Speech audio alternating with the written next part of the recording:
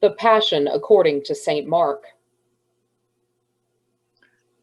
When they had sung the hymn, they went out to the Mount of Olives, and Jesus said to them, "You will all become deserters, for it is written, I will strike the shepherd, and the sheep shall be scattered.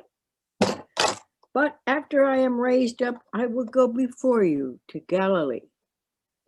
Peter said to him, "Even though all become deserters, I will not." Jesus said to him, "Truly I tell you, this day, this very night, before the cock crows twice, you will deny me 3 times. But he said vehemently, "Even though I must die with you, I will not deny you." and all of them said the same. They went to a place called Gethsemane, and he said to his disciples, "Sit here while I pray." He took with him Peter and James and John and began to be distressed and agitated. And he said to them, "I am deeply grieved, even to death. Remain here and keep awake." And going a little farther, he threw himself on the ground and prayed that if it were possible, the hour might pass from him. He said, "Abba, Father, for you all things are possible. Remove this cup from me, yet not what I want, but what you want." He came and found them sleeping, and he said to Peter, "Simon, are you asleep? Could you not keep awake 1 hour? Keep awake and pray that you may not come into the time of trial. The spirit indeed is willing, but the flesh is weak." And again he went away and prayed, saying the same words. And once more he came and found them sleeping, for their eyes were very heavy, and they did not know what to say to him. He came a third time and said to them, "Are you still sleeping and taking your rest? Enough. The hour has come. The Son of Man is betrayed in the hands of sinners. Get up, let us be going. See, my betrayer is at hand." Immediately, while he was still speaking, Judas, one of the 12, arrived, and with him there was a crowd with swords and clubs from the chief priests, the scribes, and the elders. Now the betrayer had given them a sign, saying, "The one I will kiss is the man. Arrest him and lead him away under guard." So when he came, he went up to him at once and said, "Rabbi?" and kissed him. Then they laid hands on him and arrested him. But one of those who stood near drew his sword and struck the slave of the high priest, cutting off his ear. Then Jesus said to them, "Have you come out with swords and clubs to arrest me as though I were a bandit? Day after day I was with you in the temple teaching, and you did not arrest me. But let the scriptures be fulfilled." All of them deserted him and fled. A certain young man was following him, wearing nothing but a linen cloth. They caught hold of him, but he left the linen cloth and ran off naked. They took Jesus to the high priest, and all the chief priests, the elders, and the scribes were assembled. Peter had followed him at a distance, right into the courtyard of the high priest, and he was sitting with the guards, warming himself at the fire. Now the chief priests and the whole council were looking for testimony against Jesus to put him to death, but they found none.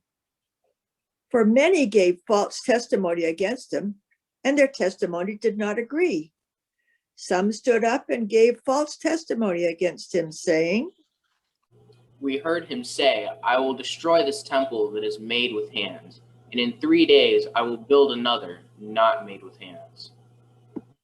But even on this point, their testimony did not agree. Then the high priest stood up before them and asked Jesus, Have you no answer? What is it they testify against you? but he was silent and did not answer. Again, the high priest asked him, Are you the Messiah, the Son of the Blessed One? Jesus said, I am, and you will see the Son of Man seated at the right hand of the power and coming with the clouds of heaven. Then the high priest tore his clothes and said, Why do we still need witnesses? You have heard his blasphemy. What is your decision? all of them condemned him as deserving death.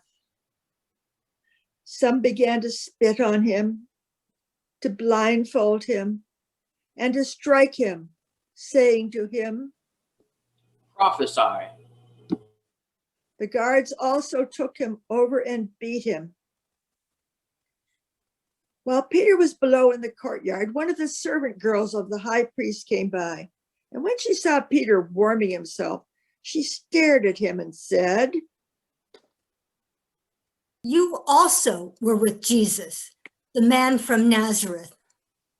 but he denied it, saying, I do not know or understand what you're talking about. and then he went out into the forecourt. Then the cock crowed, and the servant girl, on seeing him, began again to say to the bystanders, This man is one of them. But again he denied it. And after a little while, the bystanders again said to Peter, Certainly you are one of them, for you are a Galilean. but he began to curse and he swore an oath. I do not know this man you are talking about. At that moment, the cock crowed for the second time.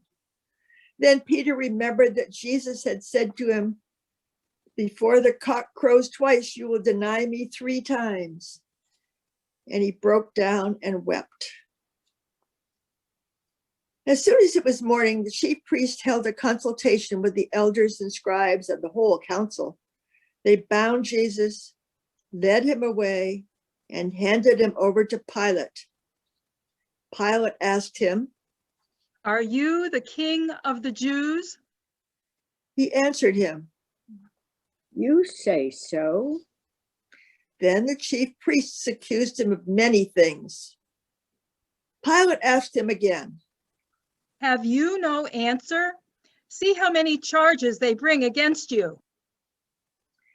but Jesus made no further reply, so that Pilate was amazed. Now, at the festival, he used to release a prisoner for them, anyone for whom they asked. Now, a man called Barabbas was in prison with the rebels who had committed murder during the insurrection. So the crowd came and began to ask Pilate to do for them according to his custom. Then he answered them, Do you want me to release for you the king of the Jews? for he realized it was out of jealousy that the chief priest had handed him over. But the chief priest stirred up the crowd to have them release Barabbas for them instead. Pilate spoke to them again. Then what do you wish me to do with the man you call the king of the Jews?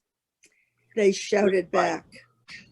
Crucify. Crucify him! Pilate asked them, Why? What evil has he done? but they shouted all the more. Crucify. Crucify him! Wishing to satisfy the crowd, released Barabbas for them. And after flogging Jesus, he handed him over to be crucified. Then the soldiers led him into the courtyard of the palace, that is the governor's headquarters, and they called together the whole cohort. And they clothed him in a purple cloak. And after twisting the thorns into a crown, they put it on him.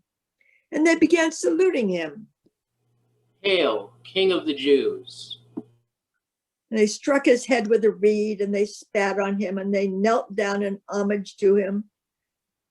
And after mocking him, they stripped him of the purple cloak and put his own clothes on him, and they led him out to crucify him. They compelled a passerby who was coming in from the country to carry his cross. It was Simon of Cyrene, the father of Alexander and Rufus. Then they brought Jesus to a place called Golgotha, which means the place of the skull, and they offered him wine mixed with myrrh, but he did not take it. And they crucified him and divided his clothes among them, casting lots to decide what each should take. It was 9 o'clock in the morning when they crucified him. The inscription of the charge against him read, "The King of the Jews." And with him they crucified 2 bandits, one on his right and one on his left. And those who passed by derided him, shaking their heads and saying, Aha! You who would destroy the temple and build it in 3 days, save yourself and come down from the cross. In the same way, the chief priests, along with the scribes, were also mocking him among themselves and saying, He saved others. He cannot save himself.